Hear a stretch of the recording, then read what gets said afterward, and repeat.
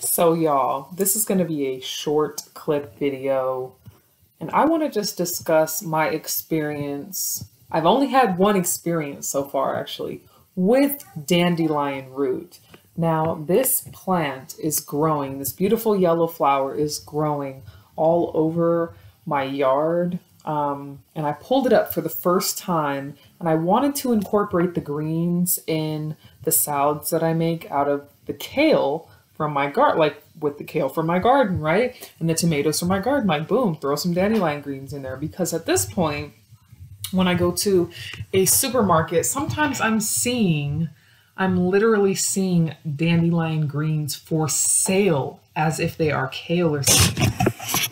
Or something hard to find, which I just thought was absolutely ridiculous. Why are you trying to sell me something that's in my yard? So I not only did I do this once, only once, but I plan to do this again, and it wasn't as disgusting and terrible as I thought. So I didn't actually end up eating the greens. They kind of went to waste. So did the top. But I read, and I've been hearing all over social media, all over like naturopathic books, and what's the other one I have? I have like a Cherokee natural remedies, like plant book where you find all the natural medicinal plants outside.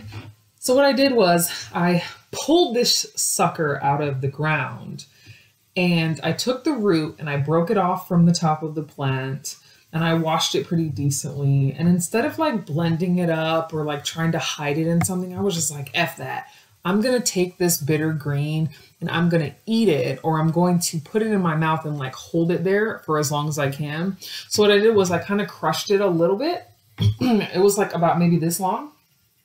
So I crushed it, folded it in half, kind of crunched on it a few times, and then I stuck it in my lip like you see people who chew on tobacco do.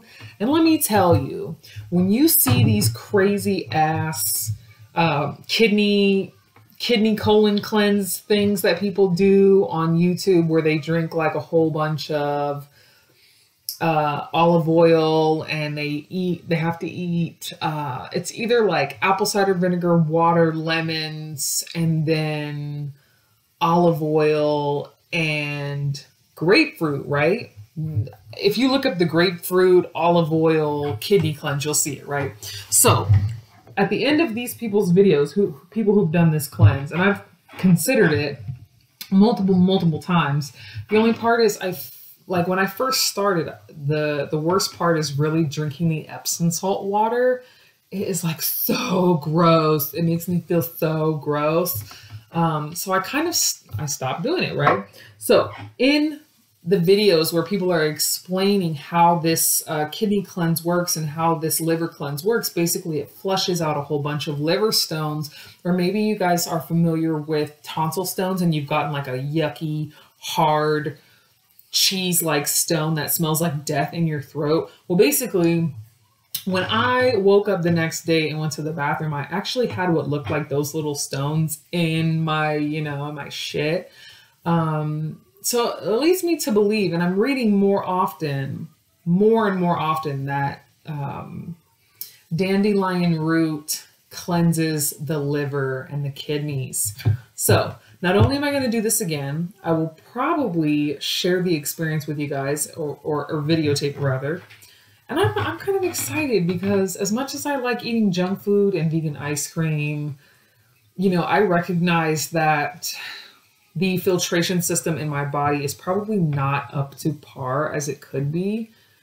Even as clean as I eat, even as organic as I try to eat, even as vegan as I eat, I still get acne, I still have joint pain here and there, which is something I've struggled with for a long time. So I'm going to continue to use dandelion root, and I'll let you guys know how it works.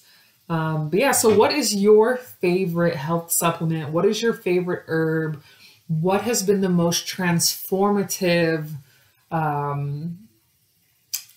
medicinal product or naturopathic product for your healing journey? Let me know in the comments, guys. Love you guys.